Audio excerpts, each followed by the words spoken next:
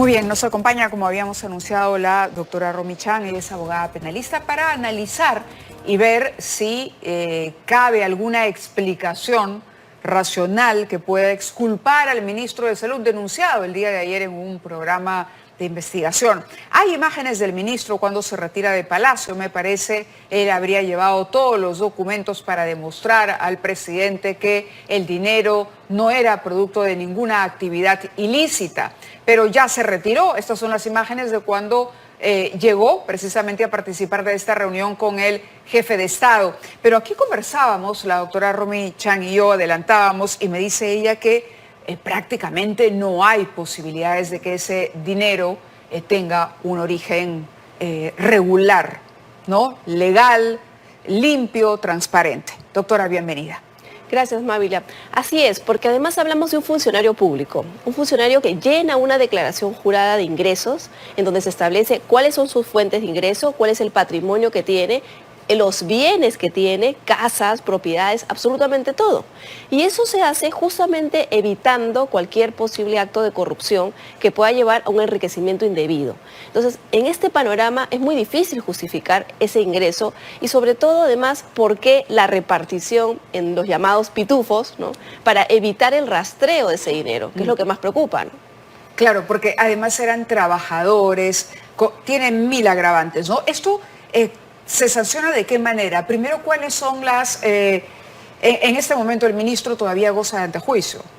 Bueno, sí. No. En el caso de él es un funcionario del Estado, ha sido retirado del cargo, pero me imagino que tiene todavía algún beneficio por haber ocupado este cargo.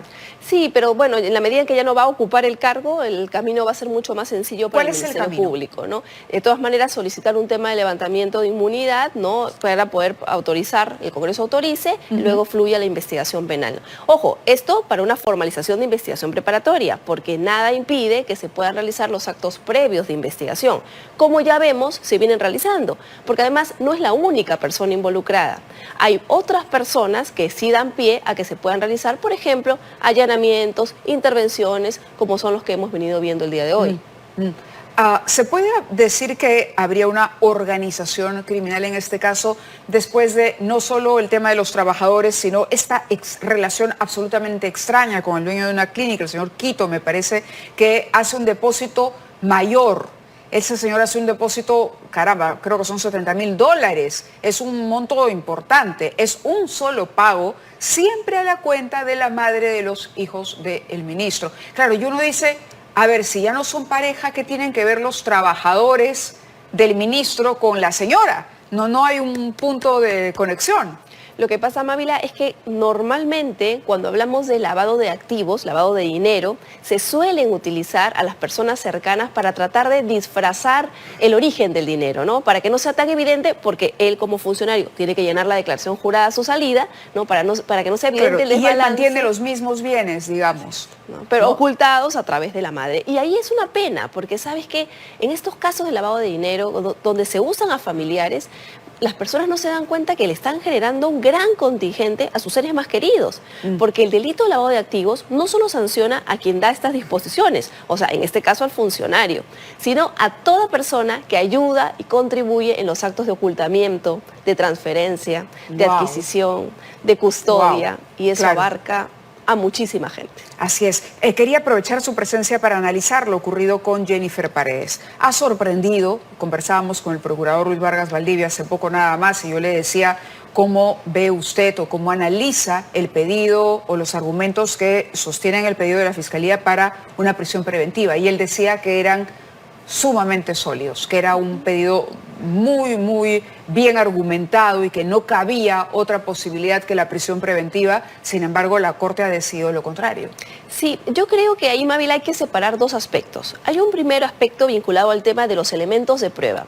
Y sobre eso, ojo, hay que tener mucha atención, la resolución de segunda instancia que revoca no cuestiona la solidez de los argumentos a nivel del Ministerio Público.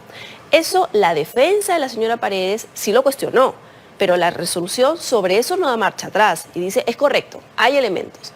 ¿Cuál es el punto que de repente marca la diferencia respecto del alcalde de Anguía? que sí se queda con la Claro. prisión preventiva, es que ella se entrega voluntariamente teniendo el mandato de detención preliminar. Entonces lo que la sala dice es, si se entregó teniendo la detención preliminar, eso, siendo objetivos, nos puede llevar a suponer que de verdad no se quiere fugar, porque si no, no se hubiera entregado jamás, ¿no? Y ese es un punto que ellos toman en consideración a favor. ¿Qué es lo que dice la vocal que discrepa de esta resolución en mayoría? Dice que a pesar de que eso es correcto, lo cierto también es que por el entorno y por ser en este caso ella, hija, casi hija, ¿no?, de quien lidera el país, que también está involucrado en una organización criminal, podría ocurrir que en cualquier momento cambiase de opinión y que terminara fugando. Entonces ella dice, frente a esta disyuntiva, yo me inclino por el tema de asegurar que el caso se lleva a su fin y por tanto no estoy de acuerdo con el levantamiento de la Hay acción. un sobrino del presidente que nadie sabe dónde está. Digamos, también hay una relación cercana. Un ex ministro que tampoco se sabe dónde está, que está precisamente comprometido en la investigación del tema de las obras, ¿no? Entonces, el riesgo de fuga es lo que le preocupa a esta vocal de la sala que ha votado más bien en sentido contrario. ¿Es válido ese argumento? Sí, es válido porque ella hace una ponderación de intereses y justamente acá hablamos de dos posiciones, ¿no? Sí. Los que están en mayoría también hacen esa ponderación, pero se inclinan por confiar en que no va a fugar tomando en cuenta este antecedente. Ella hace la ponderación, pero ella dice, oye, pero de cara a al contexto en global, yo me inclino más bien por asegurar el procedimiento, ¿no?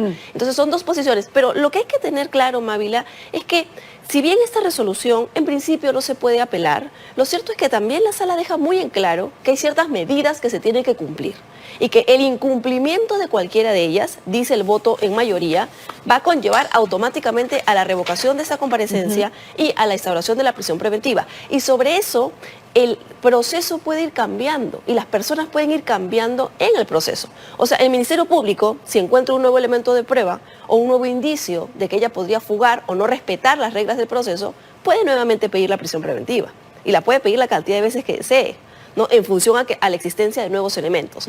Entonces tampoco es que... Y no siempre será la misma sala la que tenga que atender esa nueva solicitud. O siendo la misma sala, como la misma sala ya lo ha dicho, puede valorar distintos esos nuevos argumentos. Entonces, no es que esté garantizado que ella va a permanecer todo el proceso fuera. Claro, una de las medidas que se le pone a Jennifer Paredes dice comparecencia con estas restricciones: no ausentarse del lugar de residencia ni variar el mismo sin previa autorización escrita del juzgado. ¿Esto supone Lima? ¿Supone Cajamarca? ¿Cuál es el lugar de residencia de Jennifer Paredes? ¿Podría ser Palacio de Gobierno su lugar de residencia? Ese es otro detalle. Una de las cosas que la Fiscalía utilizaba como argumento para decir que no había arraigo es que ella tenía muchos domicilios. Ella indicaba, y lo dijo en su manifestación, que ella vivía en Palacio, en Chota, en diferentes lugares. Exacto. Entonces lo que la sala le está diciendo es, ok, eso es correcto y se entiende por el contexto especial de que usted pues es familiar directa del presidente de la República y ha tenido que mudarse. Pero ahora lo que le están diciendo es, fíjeme usted un domicilio. Ya no vale esto de ya tener no puede 5, 6, ponerle 7. 3 direcciones Así es. o 4 direcciones. Así Tiene es. que decidir una. Y esa una es allí donde va a ser notificada, citada, porque eso sí, dice concurrir puntualmente ante las autoridades del Poder Judicial y o Ministerio Público cuando sea requerida. Y como esta es una investigación dinámica, donde van apareciendo nuevos colaboradores eficaces, sin duda va a ser nuevamente citada. Eso es prácticamente un hecho. Concurrir mensualmente a la Oficina de Registro y Control Biométrico a registrar su huella digital también, a cargo del presente caso, el primer día útil de cada mes, iniciando el mes de noviembre. No es complicado siempre y cuando no se quiera eludir, ¿no?, la acción de la justicia. Y ojo, si ella no se presentase a una declaración o una citación de la Fiscalía, le daría la excusa perfecta para que la Fiscalía diga, ok, cambiaron las situaciones, cambió la condición y por tanto vuelvo a pedir prisión preventiva. Muy bien, muchísimas gracias, doctora, por haber estado con nosotros esta noche. Vamos a la pausa y regresamos.